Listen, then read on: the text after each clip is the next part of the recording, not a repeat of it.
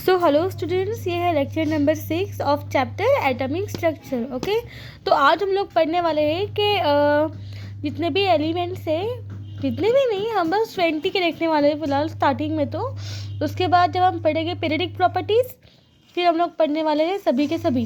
Okay, तो ये रहे सारे एलिमेंट्स, ये उन एलिमेंट्स का सिंबल है।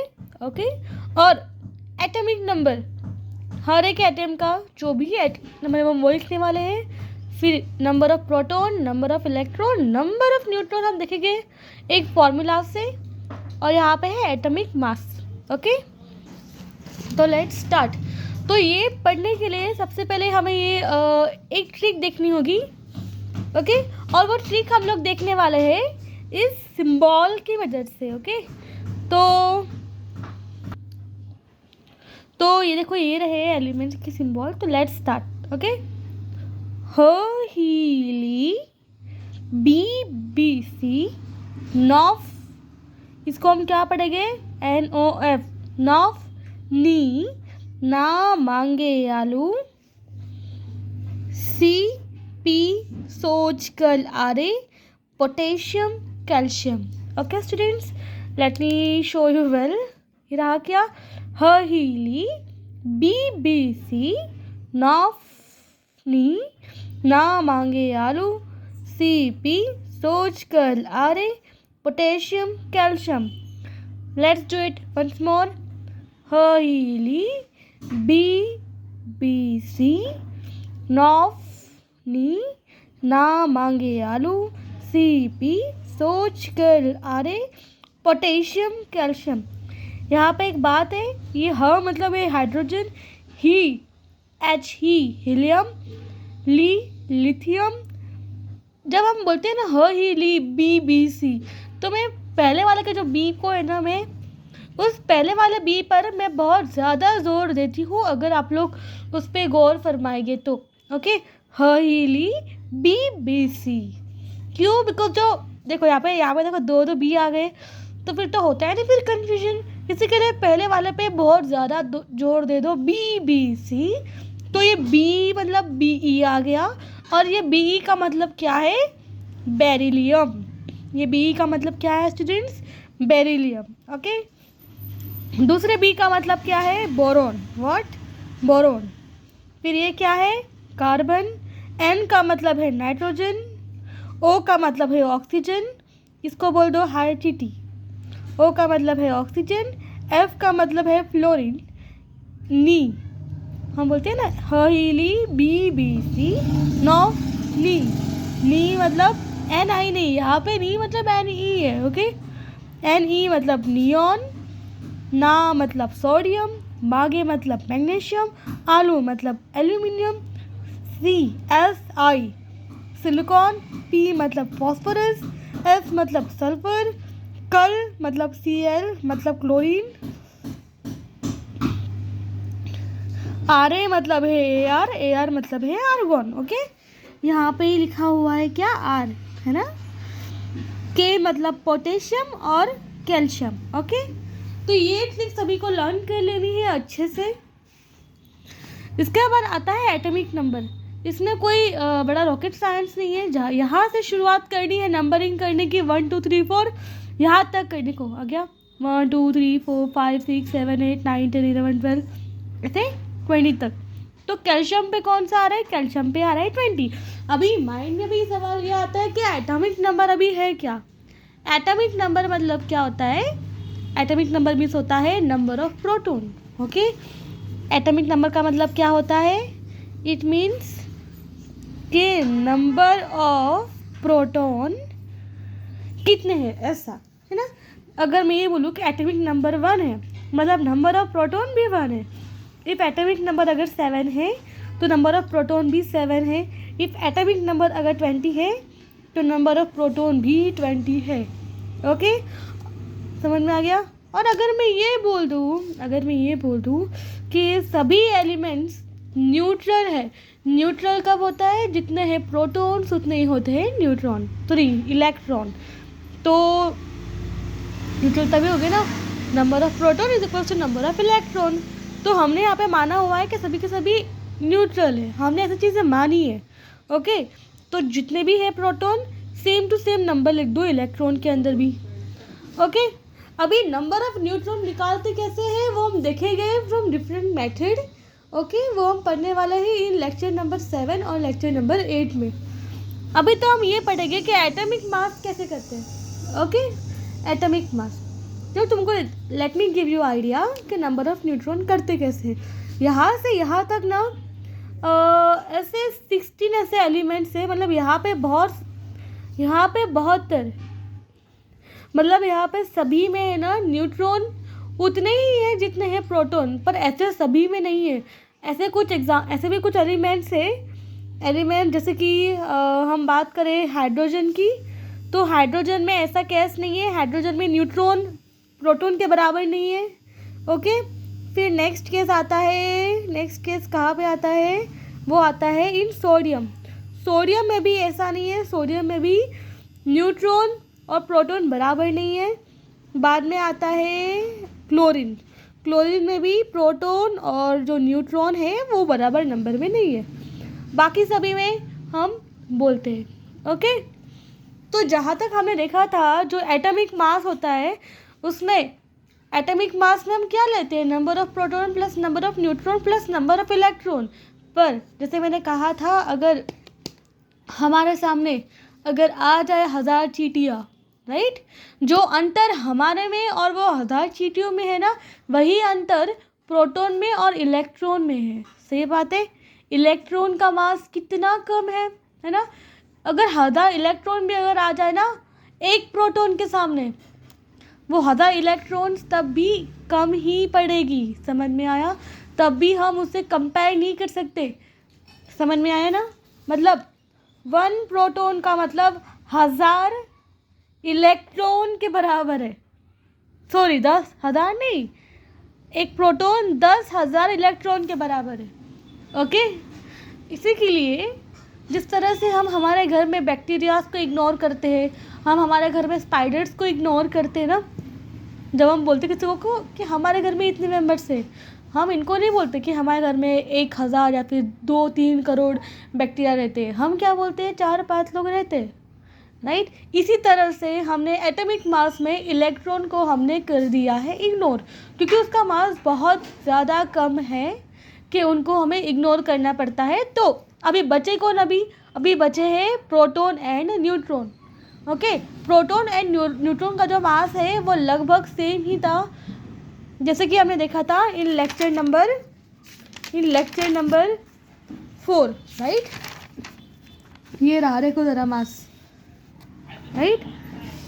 क्या मास था, ये मास है इलेक्ट्रॉन का, ये मास है प्रोटॉन और ये मास है न्यूट्रॉन का। न्यूट्रॉन का और प्रोटॉन का मास देखो लगभग सेम ही था। ओके, तो इसके लिए हम न्यूट्रॉन को अब इस बार इग्नोर नहीं करते, हम इग्नोर सिर्फ इलेक्ट्रॉन को करते हैं। और जैसा ही मैंने कहा कि जितने होते हैं प्रोटॉन उतने ही न्यूट्रॉन होते हैं, पर वो सभी केस में नहीं होते। तो ज़रा देखते फिर होता क्या है।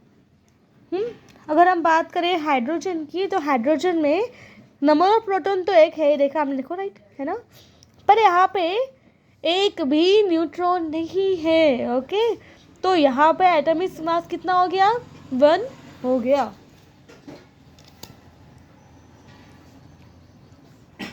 आई होप सब लोग समझ रहे होंगे कि हाइड्रोजन के केस में प्रोटॉन तो 1 है, पर इसके पास एक भी न्यूट्रॉन नहीं है। तो फिर टोटल कितना हो गया फिर इसका मास, 1 + 0 1। हीलियम में 2 प्रोटॉन प्लस 2 न्यूट्रॉन।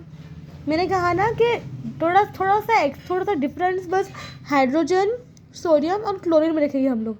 बाकी सब में क्या होगा, जितने हैं प्रोटॉन उतने हैं न्यूट्रॉन। तो फिर यहाँ पे हीलियम में 2 प्रोटॉन तो प्लस 2 न्यूट्रॉन, 4 हो गया। फिर यहाँ पे इसका मास, लिथियम में 3 प्रोटॉन 6, तो इसका एटॉमिक मास हो गया 6। बेरिलियम में 4 + 4 8 हो गया इसका मास, 5 + 5 10। ऐसे हमें सभी हमें करना है। पर हाइड्रोजन में देखा हमने क्या इसमें फ़र्क था, हाइड्रोजन में नंबर ऑफ न्यूट्रॉन 0 है, राइट। तो 1 + 0 1 आ जाएगा यहाँ पे। दूसरा बात है सोडियम पे, हमें क्या लगता है, हम जाते हैं हमारे सिंपल से, जितने हैं प्रोटॉन, सोडियम में प्रोटॉन देखो ज़रा 11 है, तो व्हाट वी थिंक, जितने हैं प्रोटॉन उतने ही हैं न्यूट्रॉन। तो कितना टोटल आता है हमारा, आता है 22। पर ये चीज़ हो जाती है गलत, यहाँ पे एटॉमिक मास 22 नहीं ना होके 23 है। ओके, यहाँ पे कितना है 22 ना होके यहाँ पे बस 23 है ना। 11 + 11 22, पर इट्स नॉट 22, इट्स 23। बाकी तो अगेन सेम। बाकी जब हम आते हैं क्लोरीन की तरफ, ओके, मैंने कहा ना क्लोरीन में भी थोड़ा सा फर्क आता है। तो क्लोरीन में कितने हैं प्रोटॉन्स, 17 है। तो उसका एटॉमिक मास क्या हो जाएगा, number of proton plus number of neutron, 17 + 17 होता है 34। पर यहाँ पे वो 34 ना होके यहाँ पे 35.5 है। ओके, यहाँ पे 35.5 है। बाकी सब कुछ अगेन वही है, डबल, जितने हैं प्रोटॉन उतने ही है न्यूट्रॉन। तो फिर कितना हुआ फिर ये atomic mass, P + N। Okay, अभी हम लोग नेक्स्ट पढ़ने वाले हैं कि चार्ज ओकर। ओकर का मतलब क्या होता है, OCCUR। इसका मतलब क्या होता है, एटो, म्हणजे कब होता है। ओके, ओकर मतलब कब, मतलब हो गया, होता है। तो चार्ज कब होता है, मतलब चार्ज कब आता है,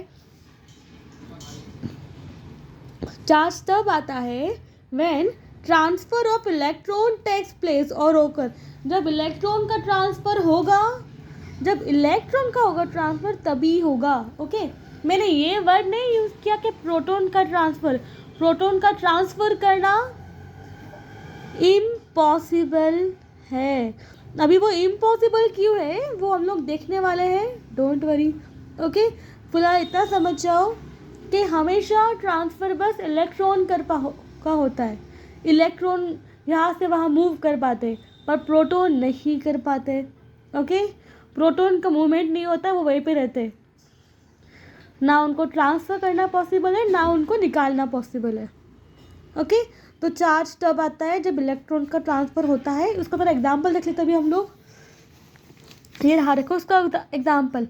अगर मैं बोलूँ यहाँ पे एक ए एटम है और यहाँ पे एक बी एटम है, अर्लियर, और अर्लियर मतलब पहले की बात, पहले उसमें नंबर ऑफ प्रोटॉन 10 थे और नंबर ऑफ इलेक्ट्रॉन यहाँ पे 10 थे। मतलब इसका चार्ज कितना हो गया, इसका चार्ज कितना हो गया अभी, +10।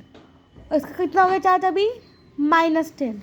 ओके, और बी में क्या था, बी में नंबर ऑफ प्रोटॉन थे 10, मतलब चार्ज कितना हो गया इसका, +10, और नंबर ऑफ इलेक्ट्रॉन थे 10, मतलब चार्ज कितना हो गया इसमें, -10। ओके, तो क्या पता है क्या, यहाँ पे ए में से 2 इलेक्ट्रॉन को निकाल के बी में डाल दिया। मतलब ए में अभी इलेक्ट्रॉन कितने बचे, अभी देखो ज़रा, ए में प्रोटॉन तो उतने ही है ना। जैसे मैंने कहा कि प्रोटॉन को निकालना इम्पॉसिबल है, तो नंबर ऑफ प्रोटॉन पहले थे 10, अब भी है 10, तो अभी यहाँ पे चार्ज +10 ही रहेगा।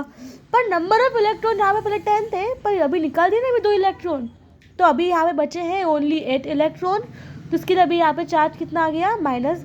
तो इसलिए अभी यहाँ पे बचे हुए हैं 8 इलेक्ट्रॉन्स, तो यहाँ पे अभी चार्ज कितना आ गया है, -8। अगर हम बात करें अभी बी की, बी पे नंबर ऑफ प्रोटॉन तो उतने रहेंगे, राइट, 10।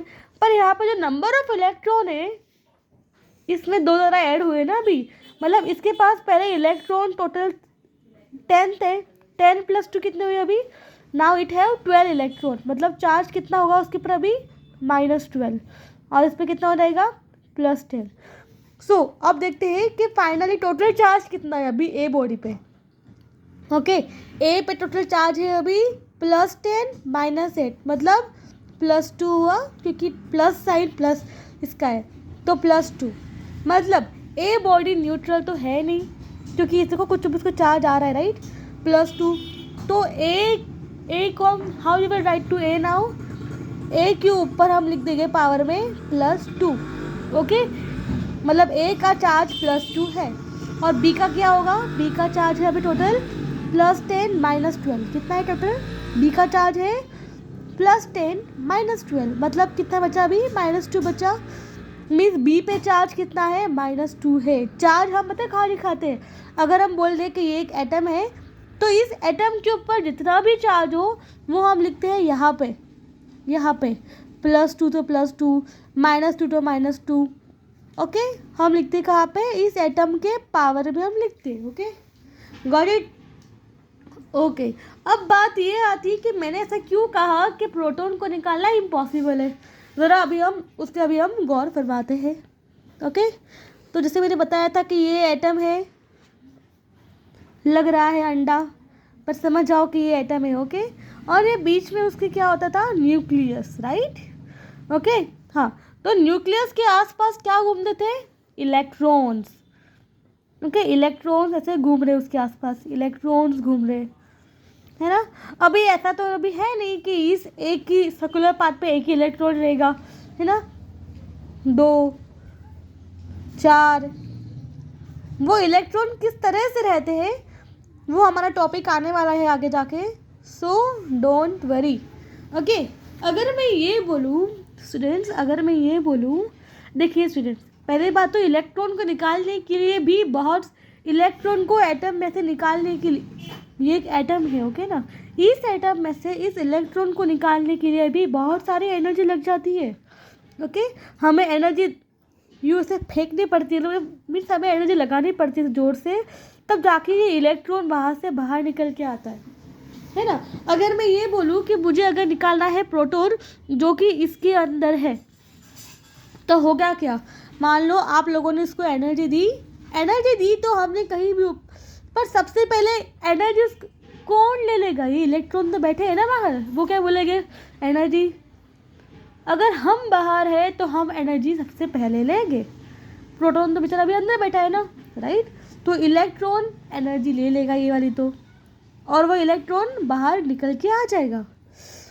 हमने बोला चलो कोई बात नहीं, हमने फिर और एक बार एनर्जी दे दी, फिर ये इलेक्ट्रॉन है, हमने और दी, फिर ये इलेक्ट्रॉन है, बाद में क्या लगा हमें, चलो हर्ष सब इलेक्ट्रॉन भी गए, अभी ख़त्म हो गए भाई यहाँ पे तो, पर ऐसी बात है क्या, सही, नो, इलेक्ट्रॉन तो अभी इधर भी है ना, तुमने और एनर्जी दी, अभी ये एनर्जी इस वाले इलेक्ट्रॉन ने ले लिए, अब ये इलेक्ट्रॉन बाहर आएगा क्या, बिल्कुल भी नहीं। अब ये इलेक्ट्रॉन ने एनर्जी ली, वो भी जंप करेगा उसके ऊपर वाले शेल में, ओके।